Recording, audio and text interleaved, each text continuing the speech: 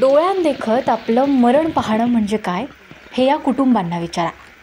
पहाटे 3 वाजता दरड कोसळण्याचा आवाज येताच जीव मुठीत घेऊन घरातून बाहेर पळालेली ही मंडळी।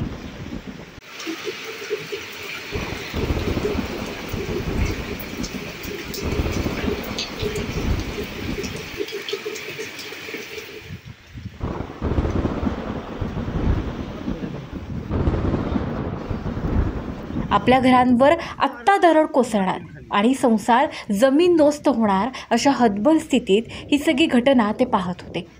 पण सुदैवानं दरड झाडांमध्ये अडकली आणि त्यांनी सुटकेचा निश्वास सोडला।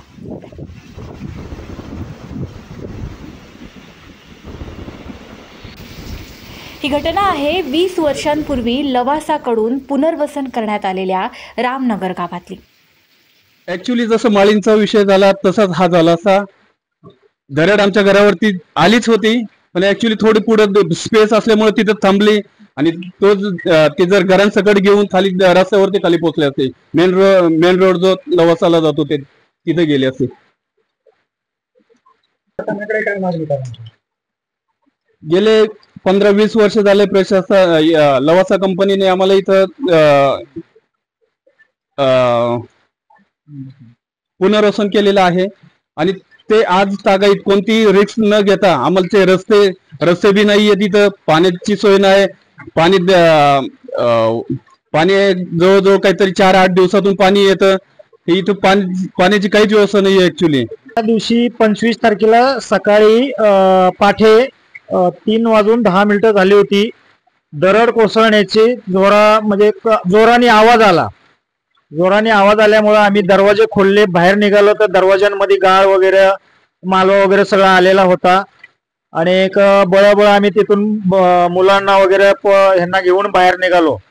बाहेर निघाल्याच्या नंतर आम्ही लांब जाऊन बघितलं ते अजून ढासळत होतं। त्याच्यानंतर आम्ही मंदिरामध्ये गेलो, तिथे मंदिर खोललं। 4 वाजता मंदिरामध्ये गेलो तर तिथे फुल मंदिरात पाणी गळत होतं आणि 20 वर्ष झालेत हे पुनर्वसन केले लवासावाल्यांनी।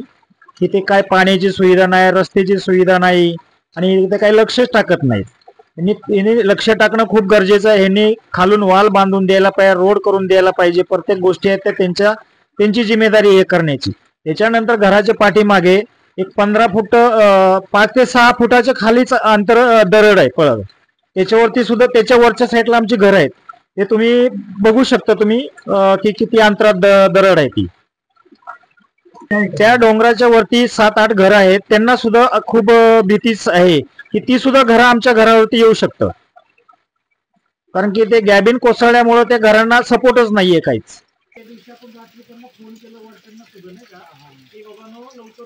या पुनर्वसन झालेल्या कुटुंबांचं दररोजचं जगणंही सोपं नाहीये। पाण्यासह अगदी प्राथमिक सुविधांच्या अभावामुळं आधीच ही कुटुंब फार हालअपेष्टा सोसतायत।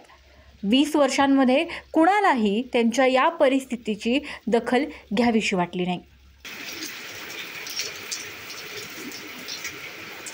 या गावामध्ये आज कुटुंब पूर्ण माळीण होऊ शकतं। पुन्हा या लोकांना काहीतरी आधार म्हणून प्रशासनाने योजना कराव्या, पण अद्याप झालेले नाहीयेत।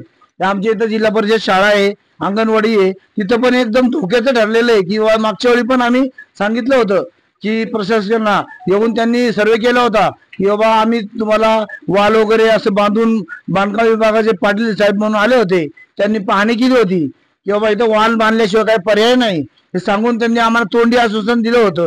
पण आतापर्यंत शासनाने कुठली मदत केलेली नाहीये। किंवा आता 10-15 वर्ष झाले लवासाने आम्हाला इथं पुनर्वसन केलंय 40 घरांना जवळजवळ, पण अद्याप आतापर्यंत कुठलीही मूलभूत गरजा, रस्ता 3 किलोमीटर आहे, आता येण्याची एकदम असं बेकार अवस्था आहे की माणूस 2 व्हीलरवरती पण येऊ शकत नाही, अशी बेकार अवस्था आहे। आणि ह्या गावामध्ये 40 ते 50 घरांचं कुटुंब आहे, प्रत्येक घरामध्ये 15 ते 20 लोक आहेत, पण अद्याप ह्या लोकांचं एवढी बेकार अवस्था आहे की मूलभूत गरजा कुठल्याच नाहीयेत। हे शासनाने त्यांना मदत करावी। आतापर्यंत कुठलाही शासनाचा पंचनामा किंवा काय कुठं अद्याप झाला नाही। 25 तारखेला होऊन गेली ही घटना, पण अद्याप कुठलाही व्यक्तीचा पंचनामा किंवा काय कुठलं दुर्लक्ष आहे शासनाचं आमच्याकडं। जेणेकरून लवासाने महत्वाचं म्हणजे त्यांची आज त्यांनी पुनर्वसन केलं 15 वर्षे, त्यांची आज सगळ्यात महत्त्वाची जबाबदारी आहे की त्यांनी आज लक्ष दिलं पाहिजे की आपल्या प्रोजेक्टमध्ये एक आपण गावठाण म्हणून वसाहत ठेवलेले आहे.